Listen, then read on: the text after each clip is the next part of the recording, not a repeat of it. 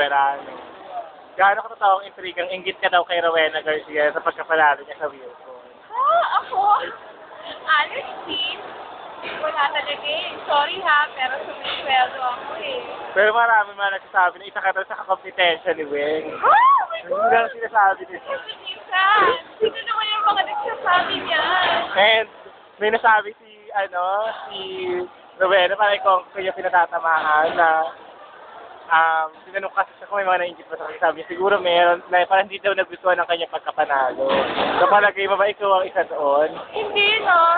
Nung malaman ko ano na natin siya, promise, honestly, with all my heart, binati ko siya.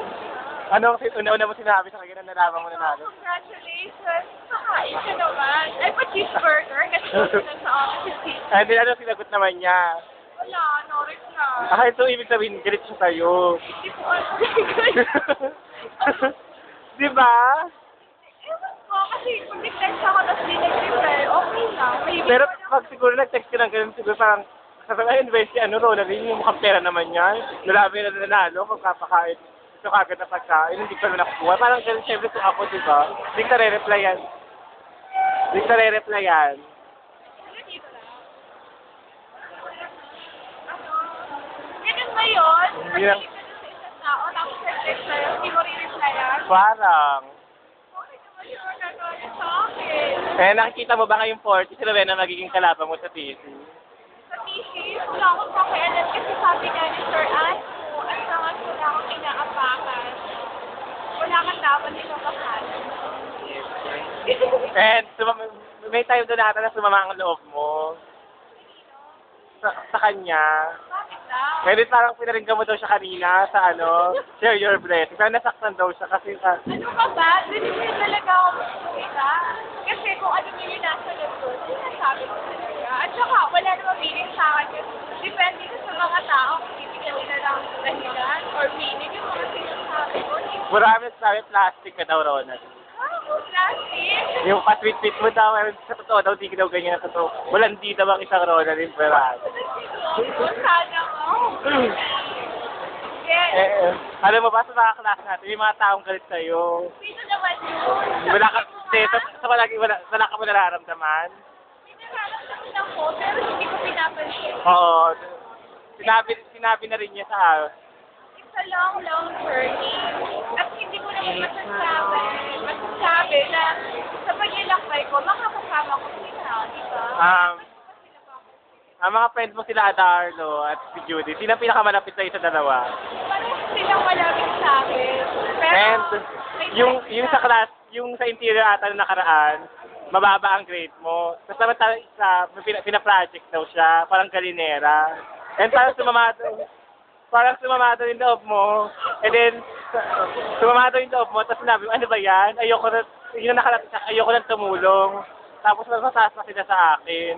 Nakakainis. Nagtarang sa paborito daw sila. Totoo daw yung sinabi mo na yun eh. Dahil nabasa ko rin sa text. Oo, tinext mo daw talaga. Ay, hindi. Ano lang yun? Yan, parang- Ako na, sinong ayaw. Hindi eh, pero sinabi pa nga. Ay, wala ako. Sabi mo, ano ba yan, nakakainis. Yung mga kaibigan ko, tinulungan ko sila, tapos basta taas pa sila sa akin. Sabi, ayoko na sila tulungan kahit kailan. Yun ang sinabi mo. And kaya ko patunayan yan. Hindi. Sige, tawain mo kasi nagsabi ka. Hindi, kaya ka tatanong kita eh.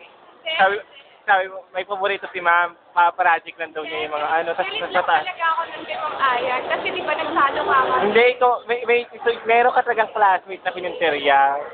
Hindi, wala. So, nag-text na yan. Hindi pa, walang sobre. Wala, no? Next question. Post mo na lang, mag-isip tayo. Di ba nanalo sila sa estilo? Ano ba yun? Bakit hindi ka pumunta dun sa party? Eh, nasa bahay ka lang pala. Yun ang sabi mo, wag kang sinungaling ah. Nasa bahay. Oo. Sabi nasa bahay. Ikaw nag-tweet, sabi, nako, alam ba yung JC? Narinig yung mga text. Pero hindi talaga ako pumunta dahil, bakit sumama ang loob mo? Ngayon lang ka magpaka-plastic. Kasi No? pinag-usapan na namin yung Liweg. Okay na. Hindi eh. Hindi ko Hindi. nalaman sabihin. Hindi ba nagpapakasip ka ba tayo mo sabihin dito sa... Hindi ako nagpapakasi. No? Ay, naku. Ano naman sasabi mo? Bakit ka hindi umate? Nagalit ka kay Weng? Hindi paano? Total tapos na naman, pwede mo na naman sabihin. It's too personal. Hindi ah. And sa bang Hindi, at saka pinag-usapan parang namin. pinalabas ba ni Wing na puro pagkain ng parang gano'n yata ang sabi, pagkakasabi mo daw. Parang pinalabas mo daw na ang tingin sa'yo ni Wing, palamunin ka lang niya. Parang gano'n, parang gano'n. Yun din ang pagkakasabi mo, kaya di ka pumunta.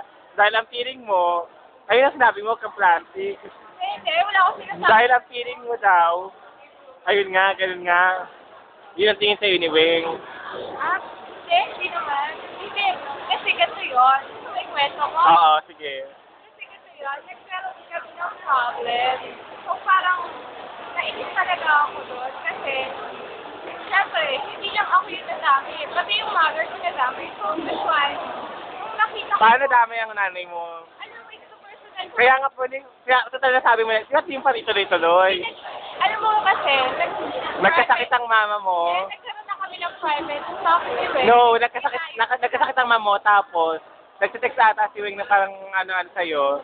Hindi parang nainis ka, parang ganun ata. Kumbaga di niya naisip yung mga problema mo sa mga nanay mo. Kumbaga gusto, May problema din ako. oo, na hindi lang siya ang problema mo. Okay. Hindi, tapos Ano hindi?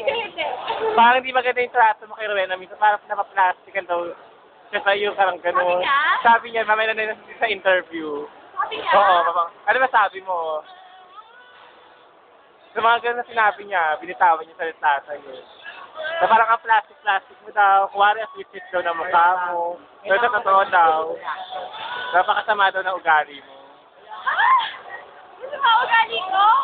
God. Wala ako pa talaga yung accounting. Ano masabi mo? Kung ano yung tingin nila sa akin. Naka-photo lang yata, ilang weeks So, may mga ipapulag ka ba ngayon? Gusto mo ba i-congrats si Weng sa magkapanalo niya? Oo, diba? Pati yung... Oh, wait. Yun ang plastic. So, paano mo? Hindi.